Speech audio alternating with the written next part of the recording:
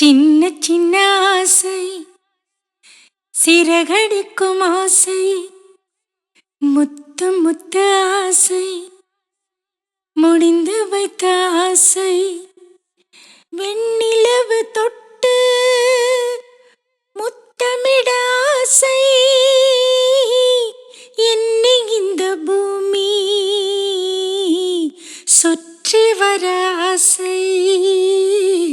92-ലാണ് റോജ പാടണം. അപ്പോൾ അത് പാടാനായിട്ട് മാഷ്, അപ്പം ഞങ്ങൾ സ്ഥലം മാറി. അപ്പം അമ്മച്ചി വന്നു, പിന്നെ എൻ്റെ ജാൻസേച്ചി വന്നു. അപ്പം ഞങ്ങൾക്ക് ആ സ്ഥലം പോരാ.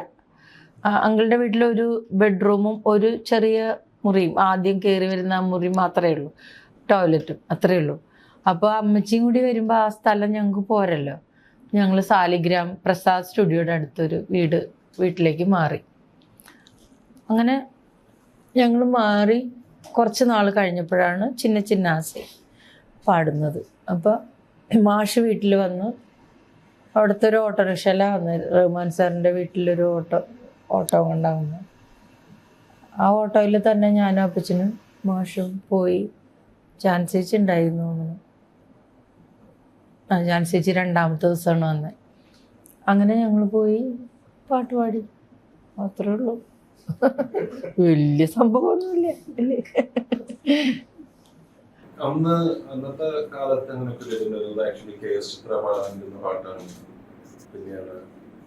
അങ്ങനെയൊക്കെ പറഞ്ഞു കേട്ടിട്ടുണ്ട്. പക്ഷെ അത് അറിയില്ല, ആയിരിക്കാം. അത് റഹ്മാൻ സാറിന്റെ തന്നെ ഒരു ഇന്റർവ്യൂവിൽ ഞാൻ കണ്ടു. അതായത് ഇത് പാട്ട് റെക്കോർഡ് ചെയ്തതിന് ശേഷം മണിരത്നം സാറാണോ വേറെ ആരൊക്കെയോ വന്നിട്ട് ഇങ്ങനെ ചോദിച്ചപ്പോൾ ഇത് ഓക്കെ ആണോ, ഇനി വേറെ ആരെങ്കിലും പാടിക്കണോ എന്ന് ചോദിച്ചപ്പോൾ കുഴപ്പമില്ല, ഇത് ഓക്കെ ആണെന്ന് പറഞ്ഞു എന്നാണ് ഞാൻ അറിഞ്ഞത്. ഇന്ന് സാറിൻ്റെ ഏതോ ഒരു ഇൻ്റർവ്യൂവിൽ ഞാൻ കണ്ടത്. ആര് പാടാനിരുന്നതാണെന്നൊന്നും എനിക്കറിയില്ല. ആയിരിക്കാം എന്ന് വെച്ചാൽ ഞാനൊരു തുടക്കക്കാരിയല്ലേ. അപ്പം അവരുദ്ദേശിച്ച ആ എക്സ്പ്രഷനും ഇതൊന്നും എനിക്ക് കൊടുക്കാൻ പറ്റിയില്ലെങ്കിൽ തീർച്ചയായിട്ടും വേറെ ആൾ പാടും. റഹ്മാൻ എങ്ങനെയാ മ്യൂസിക് ഡയറക്ടർ പറഞ്ഞു തരുമോ? ആളുടെ ഒരു രീതികൾ എങ്ങനെയാണ്?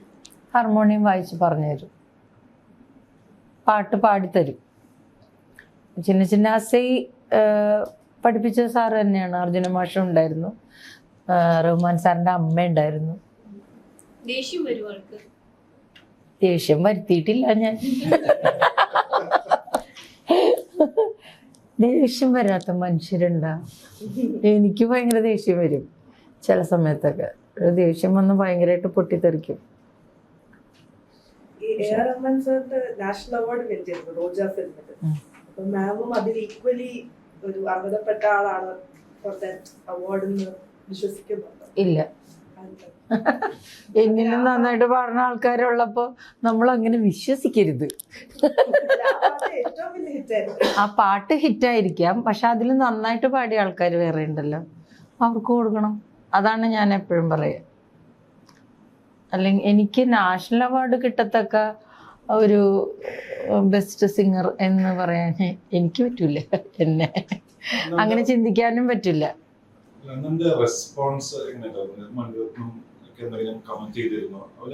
നേരത്തെ നമ്മൾ പറഞ്ഞ ക്യാരക്ടറിന്റെ ഒരു ഇന്നസെൻസ് നല്ല രീതിയിൽ ക്യാപ്ചർ ചെയ്ത ഒരു സോങ് ആയിരുന്നല്ലോ. അപ്പൊ അങ്ങനെ ഒരു ഫീഡ്ബാക്ക് കിട്ടിയിരുന്നു. ആ ക്യാരക്ടർ തന്നെയാണ് അത് പാടിയത്.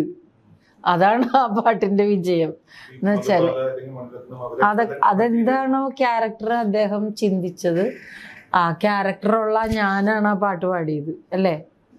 അപ്പൊ ആ ക്യാരക്ടർ തന്നെയല്ലേ അത്.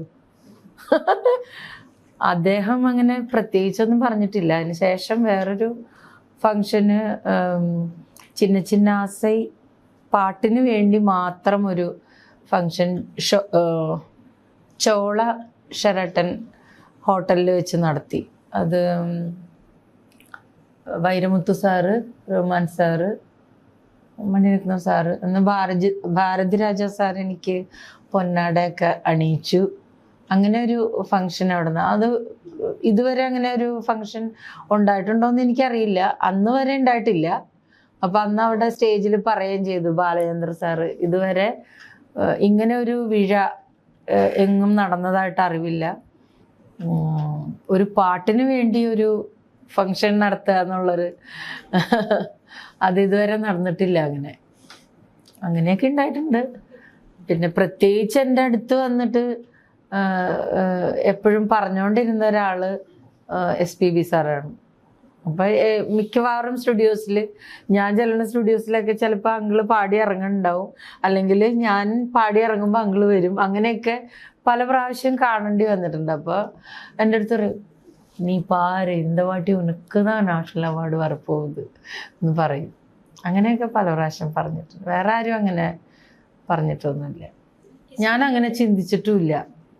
അത് സത്യത്തിൽ ഞാൻ പാടി വെച്ചിട്ടുള്ള പാട്ടുകളിൽ വെച്ച് ഏറ്റവും ഇന്നസെൻ്റ് ആയിട്ടുള്ളൊരു പാട്ടുമാണ്, ഏറ്റവും സിമ്പിളായിട്ടുള്ളൊരു പാട്ട്. അതിലും എത്രയോ ബുദ്ധിമുട്ടുള്ള പാട്ടുകളൊക്കെ നമ്മൾ പാടിയിട്ടുണ്ട് ഇല്ലേ? പല പാട്ടുകളും ഭയങ്കര ടഫ് സോങ്സ് ഒക്കെ പാടിയിട്ടുള്ള ആളാണ് ഞാൻ. പക്ഷെ ആ പാട്ടിന് എന്തോ ഒരു ബ്ലെസ്സിങ്സ് ഉണ്ട്. അതുകൊണ്ടാണ് ഈ 30 വർഷത്തിന് ശേഷവും ആ പാട്ട് ഇങ്ങനെ ഫ്രഷ് ആയിട്ട് നിൽക്കാൻ കാരണം. അത് ദൈവത്തിൻ്റെ ഒരു പ്രത്യേക ബ്ലെസ്സിങ്സ് ഉള്ള പാട്ടാണ്. അത്രേ എനിക്ക് അറിയുള്ളൂ. ഇപ്പം സോഷ്യൽ മീഡിയ എടുത്ത് നോക്കിയാൽ 30 വർഷത്തിന് ശേഷം ഇപ്പോഴത്തെ ജനറേഷൻ, അതായത് ഞങ്ങളുടെ പോലുള്ള അല്ലെങ്കിൽ ഞങ്ങളെക്കാൾ താഴെയുള്ളവരും ഇപ്പോഴും മാമിനെ ഗ്ലോറിഫൈ ചെയ്യുന്നുണ്ട് ആ ഒരു പാട്ടിന് വേണ്ടിയിട്ട്. അപ്പം അതിനെ എങ്ങനെ നോക്കി കാണുന്നത്? അതായത് ഈവൻ ആഫ്റ്റർ ഇയേഴ്സ് ആൾക്കാർ കാണുവാണൊക്കെ ഇങ്ങനൊരു പാട്ടുകാരി ഇത്ര നല്ല മ്യൂസിക്കാണ്, നന്നായിട്ട് പാടുന്നു, അതിനെ എങ്ങനെ നോക്കി കാണുന്നത്? അതായത് ഇപ്പോഴും ആ ഒരു സ്നേഹം കിട്ടുന്നുണ്ട് ആൾക്കാരുടെ അടുത്ത്. തീർച്ചയായിട്ടും അത് നന്ദിയോടെ സന്തോഷത്തോടെ, അതിൻ്റെ എത്ര മഹത്വമാണോ ആ പാട്ടിനുള്ളത് അത്രയും എനിക്ക് ഉൾക്കൊള്ളാൻ കഴിഞ്ഞില്ല എങ്കിൽ പോലും ആ ഒരു ഭാഗ്യത്തെ ഞാൻ വളരെ നന്ദിയോടെ ഹൃദയത്തിൽ സ്വീകരിച്ചിട്ടുണ്ട്. അതിൽ കൂടുതൽ എനിക്ക് പറയാൻ അറിയില്ല അതിനെക്കുറിച്ച്. അത് കഴിഞ്ഞിട്ടുള്ള റഹ്മാൻ സാറുമായിട്ടുള്ള റിലേഷൻ എങ്ങനെയാണ്?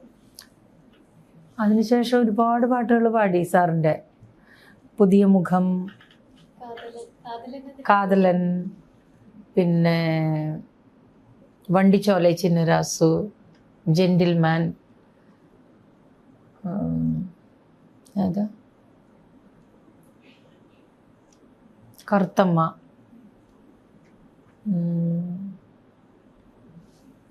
പേരുകൾ കിട്ടാൻ ഇത്തിരി ബുദ്ധിമുട്ടാ, ഓർമ്മയില്ല.